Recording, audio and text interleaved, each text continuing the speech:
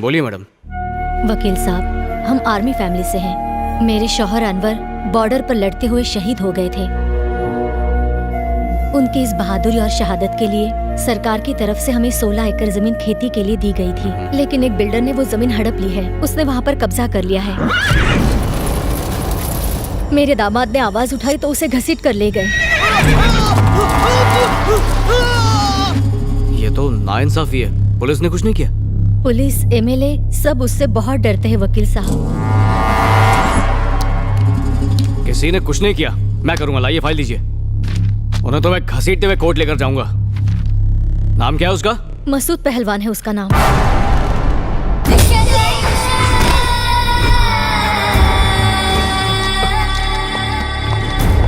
ये लो अपनी फाइल। देखो बहन, मसूद के खिलाफ मैं ही क्या शहर में कोई केस नहीं लड़ेगा। मुझे माफ कर दीजिए। हम बहुत उम्मीदें लेकर आए थे। देखिए मैं कुछ प्लीज भाई साहब, मेरे शौहर को बचा लीजिए। एक ऐसा वकील है। उठो बहना, तुम्हारी मदद सिर्फ श्रीपति ही कर सकता है। कोर्ट जाना उसे पसंद नहीं, बहस करना उसकी आदत नहीं, पर वही आपकी मदद कर सकता है। अदालत के अंदर जाकर उसने आज तक एक भी केस नहीं जीता है, पर अदालत के बाहर कभी हारा नहीं। और इसकी वजह है उसका बेटा, जिसके नाम से दहशत भी कांपती है। जहां पर इंसाफ दम तोड़ देता है, वहीं से उसका न्याय जन्म लेता है। वो अदालत के फैसले के लिए नहीं रुकता, सीधा सजा देता है। एक बार उसने केस अपने हाथ में ले लिया, फिर सामने सीएम हो, पीएम हो, आईएएस हो, कानून तोड़ने वाले की कमर तोड़ के उन्हें अपाहिज कर देता है। समाज का रखवाला है वो।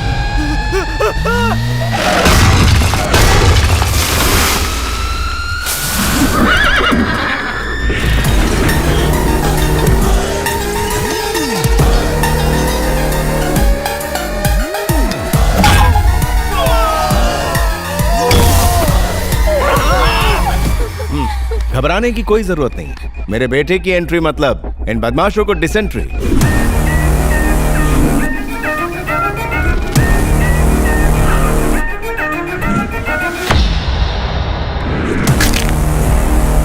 कौन है रे तू?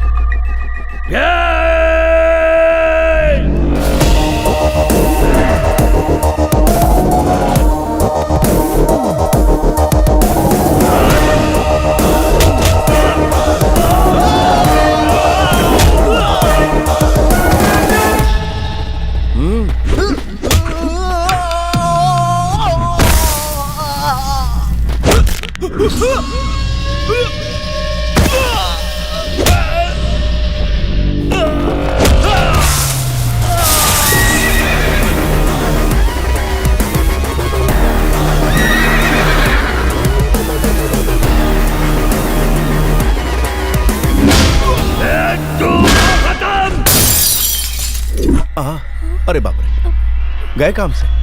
अब इनका क्या होगा?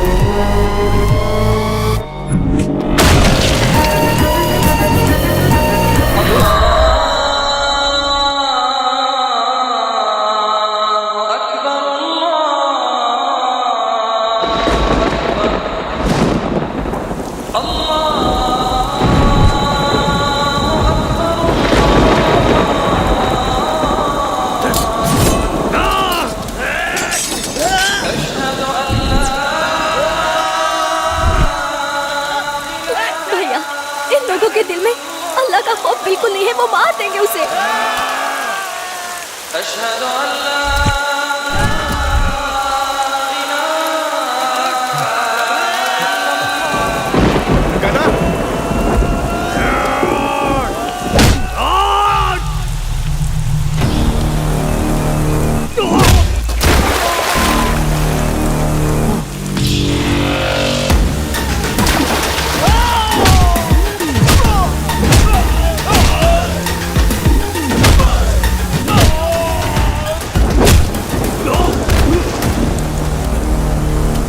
तू मुझे मार रहा है? जानता है मेरा नाम क्या है? तेरा जो भी नाम, क्या तू खुद को बचा पाया? क्या खुद को पिटने से रोक पाया? तूने जो पाप किए हैं उसका बिल तुझे ही भरना होगा। दर्द और जख्म नाम या बैकग्राउंड के मोहताज नहीं होते। हर नाइंसाफी का मुंह तोड़ जवाब दूंगा, और जो कानून तोड़ेगा उसे तो मैं।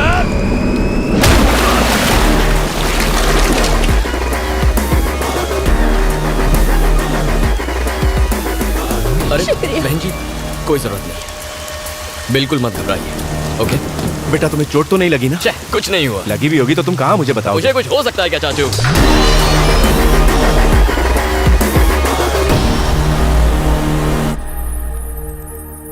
जयप्रकाश, तुमने अपने लोगों का भला करने के लिए और गांव में विकास के काम शुरू करने के लिए नौकरी से वॉलंटरी रिटायरमेंट लिया। I am so proud of you. कैसे आना हुआ? उमापति, मेरा जो अनुभव है मैं पूरे गांव को उसका लाभ देना चाहता हूं, पर आए दिन हो रहे कत्ल को रोकना मुश्किल हो रहा है। मुझे उम्मीद है सीएस होने के नाते तुम मेरी मदद जरूर करोगे। क्या कहा? कत्ल? कौन करवा रहा है? विक्रम धनुष। कल उसने इनके पिता को मार दिया। पता नहीं ये खून खराबा आखिर कब रुकेगा। आखिर उसकी प्रॉब्लम क्या है? इसे देखिए, यहां हरे रंग में ये खेती की जमीन है, 1000 परिवारों के लिए जीवन का आधार है, लेकिन वो लोग ऑयल रिफाइनरीज के लिए यहां पाइपलाइंस बिछाना चाहते हैं। ऑयल कंपनी से करोड़ों रुपए एडवांस में ले चुके हैं और खेती की जमीन खरीदना चाहते हैं। किसान अपनी थोड़ी जमीन सैक्रिफाइस करने को तैयार है। डेवलपमेंट हो तो कोई प्रॉब्लम नहीं, रोड, हॉस्पिटल, स्कूल, एयरपोर्ट बनाओ, कुछ भी। ऐसे कामों से गांव का विकास होता है। आने वाली पीढ़ियों को उससे फायदा होगा। वो तो अपने घर छोड़ने को तैयार है, पर हाँ, विकास का काम होना चाहिए। लोग अपनी जमीन उन कंपनीज को क्यों दे जो सिर्फ अपना फायदा देख रही हैं? अगर हमने उनकी बात मानी तो गांव की मिट्टी, वहां का हवा, पानी सब कुछ प्रदूषित हो जाएगा। दुख की बात तो यह है कि सीएम का बेटा इन सब प्राइवेट ऑयल कंपनीज का हिमायती बना बैठा है। बस इसी वजह से कोई हमारी मदद नहीं करना चाहता। इसमें मैं कुछ नहीं कर सकता। मेरी राय मानो तो उस आदमी से दूर रहो। तुम्हें लगता है सीएम की वजह से लोग चुप हैं? ऐसा नहीं है। असली पावर सीएम के बेटे में है। और तो और, तुम यहां पर आए हो, इसकी जानकारी उस तक पहुंच चुकी होगी। वो किंग नहीं, किंग मेकर है। खैर, चिंता मत करो, मुझसे जो होगा मैं करूंगा। पब्लिक की नहीं, अपने बारे में सोचो। वैसे अपनी बेटी के बारे में कुछ सोचा है तुमने? हाँ। बिन मां की बच्ची है, उसकी जिम्मेदारी अब तुम पर ही है। बस कोई अच्छा लड़का मिल जाए। ठीक है, मेरे साथ तुम घर चलो। माफ कीजिए, अभी इनके साथ आया हूं, फिर कभी आऊंगा। और बताइए, भाभी कैसी हैं?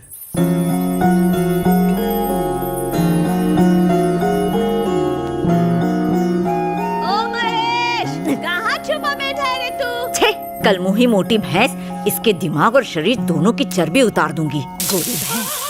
ओ मेरी औलाद, तू यहाँ है? दादी सासू, क्या बना रही हो? दिखता नहीं, नाश्ता बना रही हूँ। नाश्ता बना रही हो? थोड़ा सांभर भी डालो ना। जहर भी डालूं ताकि तुझसे भी छुटकारा मिल जाए। कुछ भी कहो, सांभर का जवाब भी। Sambar is the king. और तू चुड़ैलों की क्वीन।